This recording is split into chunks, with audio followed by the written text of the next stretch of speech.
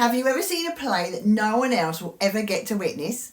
Have you ever experienced a play where you're in a strange, unique moment of time that will never be repeated?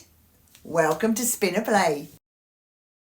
Spin a Play, as the name can possibly suggest, is a brand new improvised comedy show where the actors have no idea of the script, the storyline, or the setting, or the theme of a play they are about to perform. What could possibly go wrong?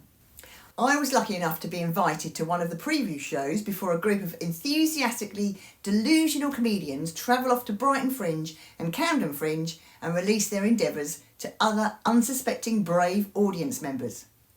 The setting was the very cool Hunter Club Art Centre in their cosy room where the audience were made to feel welcome and comfortable.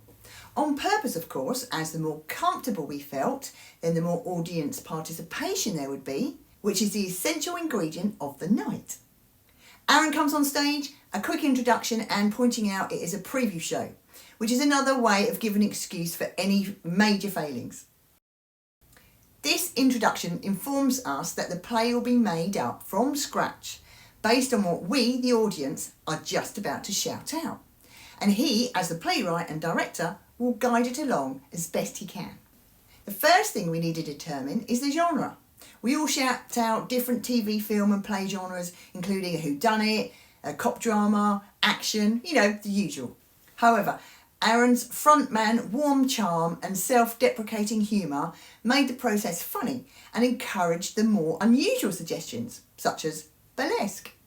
With all the suggestions written on a colourful spinning wheel, it got spun and the genre chosen: Western. The cast nodded appreciatingly, their faces depicting their thoughts that are racing through whatever is in their brains which is linked to Western. Not that this, as it would transpire, would help them in any way. Other suggestions for elements in the play are asked from the audience, and as we are nicely warmed up, they come faster and more, shall we say, off topic. Once all the suggestions are in, Aaron provides a little summary guidance to the cast in an attempt at a structure similar to herding cats, and our very own play begins. Occasionally, Aaron interjects, whether to end a scene or to insert a curveball storyline or just to annoy his fellow cast members. He does generally, though, keep it on track, sort of. Can I call it a play?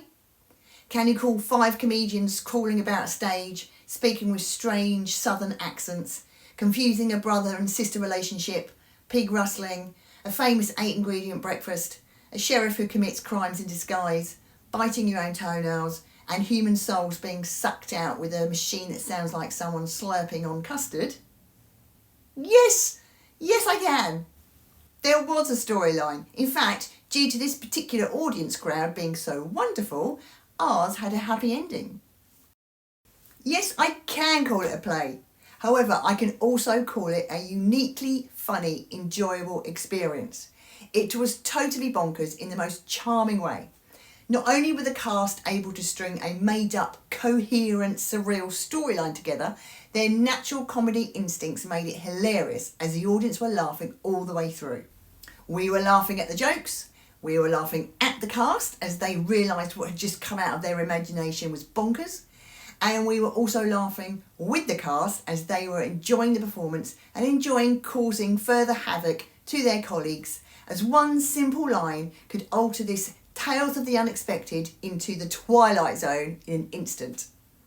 It was great fun, and it felt an honour to be part of a play performance which no one else outside of those 4 walls will ever experience in the same way. Keep an eye out for Insert Laughter Here comedy shows. You won't be disappointed.